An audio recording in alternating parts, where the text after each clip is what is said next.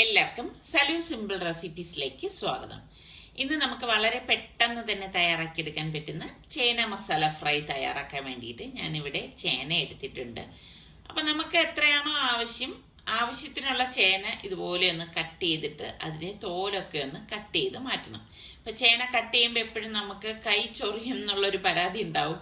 അപ്പോൾ കുറച്ച് ഓയിൽ കയ്യിൽ തടവിയിട്ട് ചേന കട്ട് ചെയ്തെടുക്കുകയാണെങ്കിൽ കൈയുടെ ആ ഒരു ചൊറിച്ചിൽ മാറിക്കിട്ടും. അപ്പൊ ചേന ഞാനിപ്പം തീരെ ചെറുതായിട്ടല്ല കട്ട് ചെയ്യണത്, ഞാൻ സ്ക്വയർ ആയിട്ടുള്ള പീസായിട്ടാണ് കട്ട് ചെയ്തെടുക്കുന്നത്. അപ്പൊ അത് നന്നായിട്ട് കഴുകി എടുത്തിട്ടാണ് ഞാൻ ഇതാ ഇപ്പോൾ ഈ ഒരു സൈസിലാണ് കട്ട് ചെയ്തെടുക്കുന്നത്.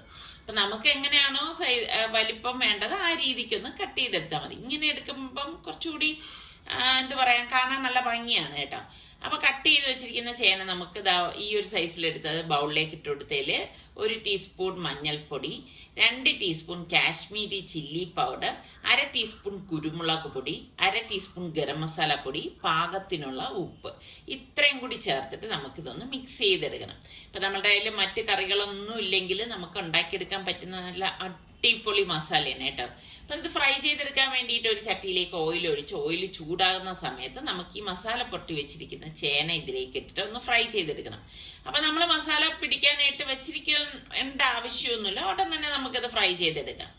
അപ്പൊ ഞാൻ ഇപ്പൊ ഫസ്റ്റ് ബാച്ച് ഇതുപോലെ ഒന്ന് ഫ്രൈ ചെയ്തെടുക്കുകയാണ്. അപ്പൊ മീഡിയം ഫ്ലെയിമിൽ വെച്ചിട്ടാണ് നമ്മൾ ഈ ഒരു രീതിയിൽ ഫ്രൈ ചെയ്തെടുക്കുന്നത്. ഓവറായിട്ട് മൂത്ത് വരേണ്ട ആവശ്യമില്ല കേട്ടോ. അങ്ങനെ ആയിക്കഴിഞ്ഞാൽ ഒരു ചിപ്സിന്റെ പരുവായി പോകും. അപ്പോൾ ഈ ഒരു പാകമാകുമ്പോഴേക്കും നമുക്കിത് എണ്ണയിൽ നിന്ന് മാറ്റാം.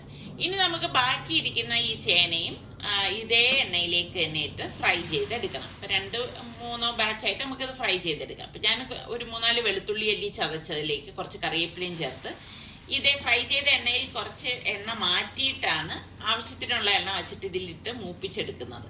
അപ്പൊ അത് മൂത്ത് വരുന്ന സമയത്ത് ഞാൻ ഒരു സവാള സ്ലൈസ് ചെയ്തതും കൂടി ഇതിലേക്ക് ചേർത്തിട്ട് ഒന്ന് ഇളക്കി കൊടുക്കും. അപ്പൊ സവാള വല്ലാതെ അങ്ങ് മൂത്ത് വരേണ്ട ആവശ്യമില്ല, ജസ്റ്റ് ഒന്ന് ഇളക്കി എടുത്താൽ മതി. ഇനി നമ്മൾ ഇതിലേക്ക് 1/2 ടീസ്പൂൺ മഞ്ഞൾപ്പൊടി, 1/2 ടീസ്പൂൺ ഗരം മസാല പൊടി, 1/2 ടീസ്പൂൺ മല്ലിപ്പൊടി, 1/2 ടീസ്പൂൺ കുരുമുളക് പൊടി, പാകത്തിനുള്ള ഉപ്പ്, ഇത്രയും കൂടി ചേർത്തിട്ട് നന്നായിട്ടൊന്ന് മിക്സ് ചെയ്ത് കൊടുക്കും.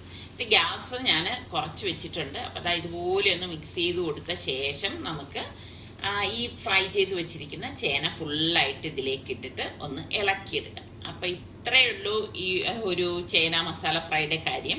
അപ്പം മീനൊന്നും ഇല്ലെങ്കിൽ നമുക്ക് ചോറിന് പറ്റിയൊരു അടിപൊളി മസാല ഫ്രൈ തന്നെയാണ്. അപ്പൊ ട്രൈ ചെയ്യാത്തവര് ട്രൈ ചെയ്ത് നോക്കിയിട്ട് ഫീഡ്ബാക്ക് തരണേ. അടുത്ത നല്ല സിമ്പിൾ റെസിപ്പിയുമായി വരുന്നത് വരെ എല്ലാവർക്കും ബൈ.